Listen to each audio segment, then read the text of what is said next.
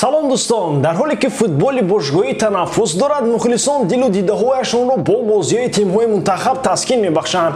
Аз байни ҳамаи бозиҳо ки дар қитъаҳои гуногуни олам ҷараён доштанд, диққати бештар ба бозиҳои тимҳои мунтахаби аврупоӣ равон карда шуд. Бозиҳои даври нимниҳоии мусобиқаи Лигаи Миллатҳо каму беш дар қиёс бо дигар бозиҳо қадру манзалат дорад. Гарчанде мусобиқаи номбурда байни мухлисони футбол қувва ва статуси бузургро пайдо накарда бошад, рақобатҳои нимниҳоӣ ва финал арзандаи тамошоянд. Имрӯз мо дар бораи бозиҳои ҳалкунандаи Лигаи Миллатҳо ва дигар хабарҳои муҳим гап мезанем. Дар ягон ҷо баъзур шунед, мо бошад сар мекунем.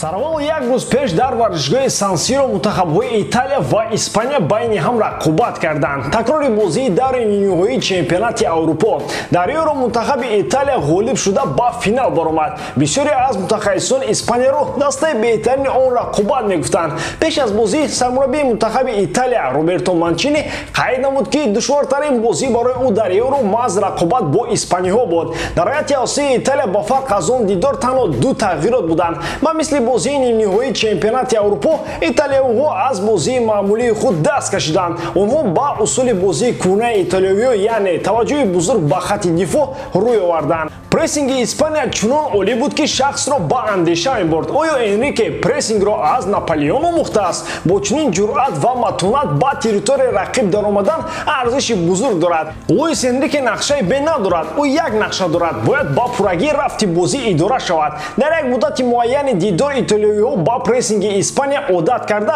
стили бозиашонро иваз карданд. Бисёртар партофтҳои дароз мавриди истифода қарор доштанд. Ин ба чанд лаҳзаҳои хавфнок овард. Испаниё дидаву дониста ҳуҷумҳояшонро тавассути канори чап бо истифодаи Марко Алонсо зиёд карданд. Гол маҳз аз замин канор омад. Алонсо бо паси худ Оярсабалро пайдо кард ва ӯ бошад ба Ферран Торрес партофти головар анҷом дод. Дар дохили ҷаримагоҳ бастони муборизаи арзанда нишон надод. Футболбозони испанӣ бо насаби Торрес ҳамеша дар дидорҳои бузург гол заданро дӯст медоранд. Дар дақиқаи 42-уми дидор яке аз лаҳзаҳои асосӣ ки ба рафти бозӣ таъсиргузор буд, рух дод. Довари рус Карасёв ба ҳимоятгари марказии италиёвиҳо Леонардо Бануччи корти зарди дуввумро нишон дода, ӯро аз майдон хориҷ кард. Манчини дарҳол тағйиротро анҷом дода, онро ба нимаи дуввум гузошт. Ва аммо то қисми дуввум испаниё як маротибаи дигар тавонистанд тӯбро ба дарвозаи Донарума равон кунанд. Дар ин шаб ҳар амали дарвозабони мунтахаби италиявиро мухлисон бо фарёдҳои норозиёна вохӯрданд. Сабаб рафтани ӯ аз Милан аст. Дар қисми дуввум Испания ба пуррагӣ рафти бозиро идора мекард.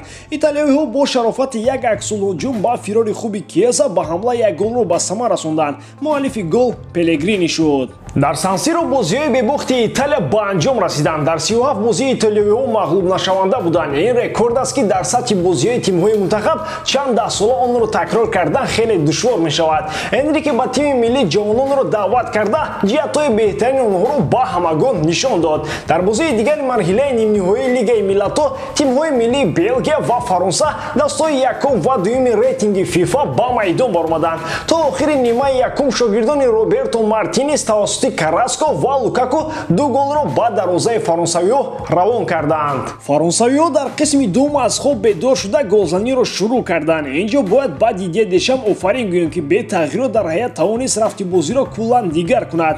Дар нимаи дуюм Фаронса аз бозии дифоъкорона даст накашид, аммо ҷиҳатҳои мусбати бозингарони алоҳидаро бар аъло истифода кард. Мавқеи аз ҳама заифи Белгиё хатти ҳимоя аст. Сараввал Бензема ва Мбаппе собит карданд, ки ояндаи хатти ҳамлаи Реал Мадрид дурахшон аст. Онҳо дар якдигар бозӣ карда Бенземоро ба нуқтаи зарбазанӣ бароварданд. Карим бо такя ба ҳунари инфиродии худ тавонист аз ҳолати на он қадар мувофиқ тӯбро ба дарвоза ҷо кунад. Баъди Мбаппе аз пеналти тӯби дуввуми фаронсавиро ба сама расонида ҳисобро баробар кард. Шумораи ҳамлаҳои ҳардуи даста зиёд шуданд. Саранҷом фаронсавиҳо ба мақсадашон расиданд. Тео Эрнандес аввалин голашро дар ҳайати тими миллии Фаронса заду мунтахаби ин кишварро ба бозии финалии ҷоми миллатҳо баровард. Барои насли тиллоии Белгиё боз як мусобиқаи дигар бебарор ҷамъбаст шуд. Имконияти охирин барои онҳо чемпионати ҷаҳон 2022 дар Қатар хоҳад буд. Ҳамакун дар финал рӯзи 10 октябр тимҳои миллии Испания ва Фаронса дар варзишгоҳи Сан-Сиро вориди майдон мешаванд. Мунтахабҳои Италия ва Белгия дар ҳамин рӯз дар варзишгоҳи Allianz Stadium барои ишғоли зинаи сеюм мубориза хоҳанд бурд. Ньюкасл дар солҳои 90 яке аз дастаҳои топи Англия маҳсуб мешуд. Ин даста аз сари нав метавонад ба қуллаҳои баландтарин бирасад. Гап сари пул меравад. Давоми 14 соли охир мулкдори даста Майк Эшли буд. Фонди сармоягузории давлатӣ аз кишвари Арабистони Саудӣ соҳиби нави клуби Ньюкасл шуд. Онҳо барои харидани даста 300 миллионро пардохт карданд. Мухлисони даста аз ин хеле хурсанд ҳастанд ва шодуву нишоти худро аз дирӯз дар назди варзишгоҳи даста нишон медиҳанд. Ҷиҳати қонунгузории масъала байни фонди сармоягузории давлатӣ ва Премьер-лигаи Англия ҳаллу фасл шуд. шумо тасаввур кунед ки акнун мулкдори Ньюкасл Муҳаммад байни ҳамаи мулкдорони дастаҳои футболӣ сарватмандтарин аст. Шайх Мансур соҳибмулки дастаи Манчестер Сити 31 миллиард дорад.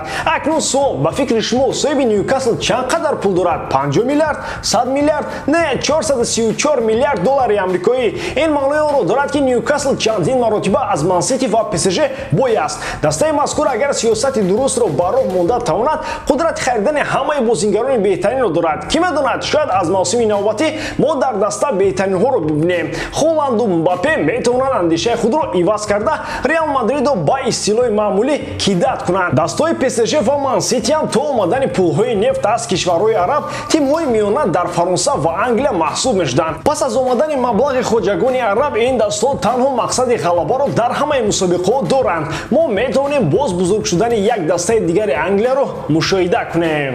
ҳамлагари дастаи Ливерпул Дивок Ориги дар ҳамин шабу рӯз аз футбол дида бисёртар азобу машаққат кашида истодааст. Гап сари он меравад ки футболбози белгитабор дар ҳайати асосии Мерсайдо мавқеъ пайдо карда наметавонад. Тобистони гузашта Ливерпул омода буд то ҳамлагарро фурӯшад, аммо ягон пешниҳоди хуб барои харидории Ориги наомад. ҳатто клуб ангушти ҳайрат газида ишора кард ки ман аз таваҷҷӯҳи ками дастаҳо ба Дивок дар ҳайратам. Дар хотири мухлисон Ориги бо голаш ба дарвозаи Барселона дар даври нимниҳои Лигаи Чемпионон нақш баст. баъди ин ӯро дар камнот чӣ гуна қабул мекарда бошанд? Ин савол аст. Ориги ҳатто дар финал бар зидди Тоттенхем ҳам гол зада буд.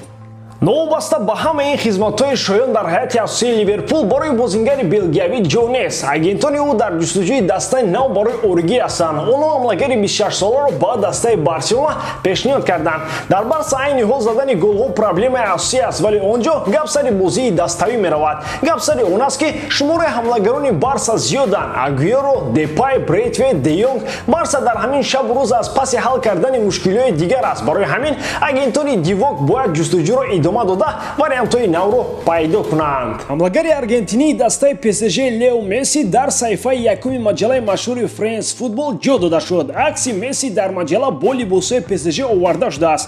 дар сароҳа аз суханони Месси иқтибосе дида мешавад. аз гузаришам ба Париж пушаймон нестам. дар мусоҳибаи Лео Месси ба чанд нуқтаи муҳими трансфераш ба ПСЖ рӯшанӣ меандозад. ин аввалин мусоҳибаи бозингари аргентинӣ пас аз рафтанаш аз Барселона аст. шакли пурраи мусоҳибаи Месси бо маҷалаи France Football рӯзи якшанбе ба таб мерасад. гуфта мешавад ки дар он Месси нуқтаҳои муҳимро иброз хоҳад дошт. маҷала бошад бо чунин сарлавҳа ангезаро бештар мекунад. Месси ба дарвозаи Ман Сити дар Лигаи Чемпионон гол зад, аммо дар Лигаи Яки Фаронса то ҳол голро ба номаш сабт накардааст. бо нашр шудани мусоҳиба мо аввалинҳо шуда ба шумо онро тарҷума мекунем ва фикру ақидаи худро баён медорем. имрӯз бошад бо шумо хайрухуш мекунем.